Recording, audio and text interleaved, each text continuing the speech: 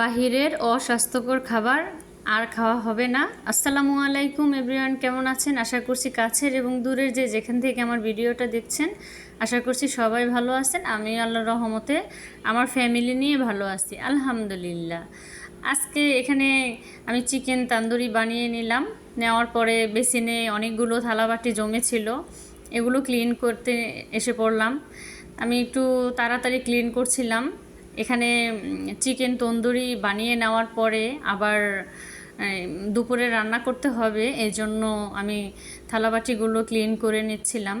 এগুলো প্রতিদিনই গৃহিণীদের কাজ।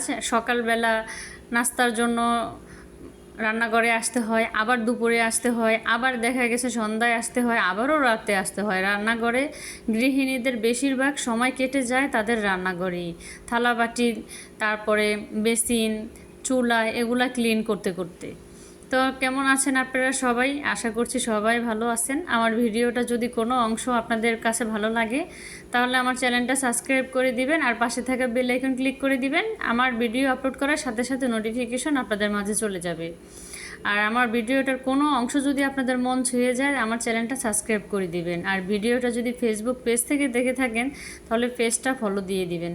তো এখানে আমি চিকেন তান্দুরি বানিয়ে নিব, এজন্য আমি এখানে চিকেনগুলোকে ক্লিন করে নিচ্ছিলাম।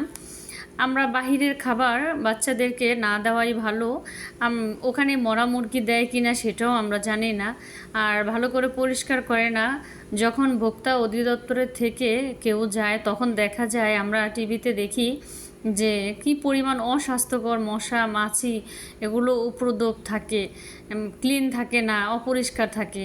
এগুলো বাচ্চাদেরকে আমরা খাওয়াই, নানা রকম পেটে সমস্যা হয়। আমার মেয়েটাকে আমি বাহিরের কোনো খাবার দিতেই পারি না। যখনই খাবার দিই তখনই আমার মেয়েটা অসুস্থ হয়ে যায়, পেটে অসুখ করে। একবার আলট্রা করেছিলাম, তখন ডক্টর বলেছিল যে বাহিরের কোনো খাবারই না দেওয়ার জন্য। এজন্য আমি বাহিরের খাবারটা না দেওয়ার জন্যই চেষ্টা করি। তো এইখানে আমি চিকেন তন্দুরি বানিয়ে নেওয়ার জন্য এখানে মরিচের গুঁড়া, আদা রসুন হাফ চা চামচ, তারপরে এখানে লবণ দিয়েছি, একটু ধনিয়া গুঁড়া দিয়েছি। ঘরে থাকা উপকরণ দিয়ে খুব সহজে চিকেন তন্দুরি বানিয়ে নেওয়া যায়।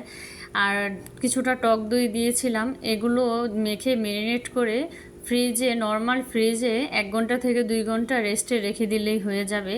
তারপরে যখন মশলা ভালো করে চিকেনের গায়ে লাগানো হয়ে যাবে তখন সুন্দর করে ভেজে নিলে একদম খেতে বাহিরের থেকেও অসাধারণ লাগে।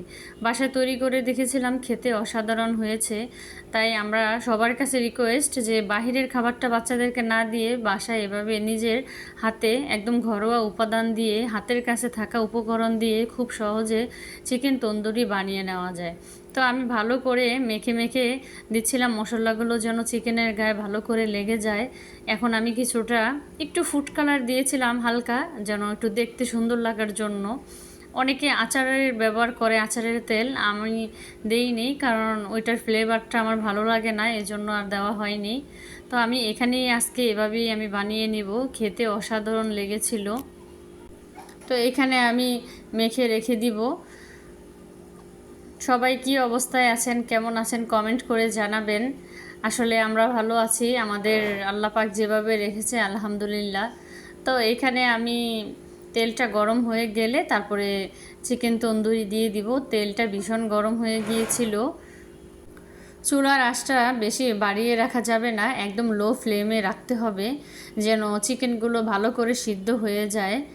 তা আমি ভালো করে মশলা মাখিয়ে রেখে তারপরে লো ফ্লেমে রেখে একদম ভাজা করে নিচ্ছিলাম যেন মাংসগুলো কাঁচা না থাকে, ভালো করে সিদ্ধ হয়। আর যেই মশলাগুলো থাকে ওই মশলাগুলো গায়ের উপরে দিয়ে দিলে ভালো হয়, খেতে একটু ভালো হয়। তো এই তো আমার চিকেন তন্দুরিগুলি হয়ে গেছে, এখন আমি বাচ্চাদেরকে খেতে দিব। তা আমরা এই যে কত সুন্দর, বাহিরে না যে ঘরে থেকেই আমরা এভাবে বাচ্চাদেরকে দিতে পারি। তো সবাই ভালো থাকবেন, সুস্থ থাকবেন। আর আমার ভিডিওটা যদি ভালো লাগে আমার চ্যানেলটা সাবস্ক্রাইব করে দিবেন। এখানে এনেছিল তরমুজ। তরমুজটা কিছুদিন আগে একটা ভিডিও বের হয়েছে, সবাই বলে মধু মধু রসমালাই, জানি না কতটুক মানুষ কি বলে, কিন্তু এই যে আজকে এনেছে একদম চিনির দানার মতন হয়ে গিয়েছে। তো সবাই ভালো থাকবেন, আসসালামু আলাইকুম।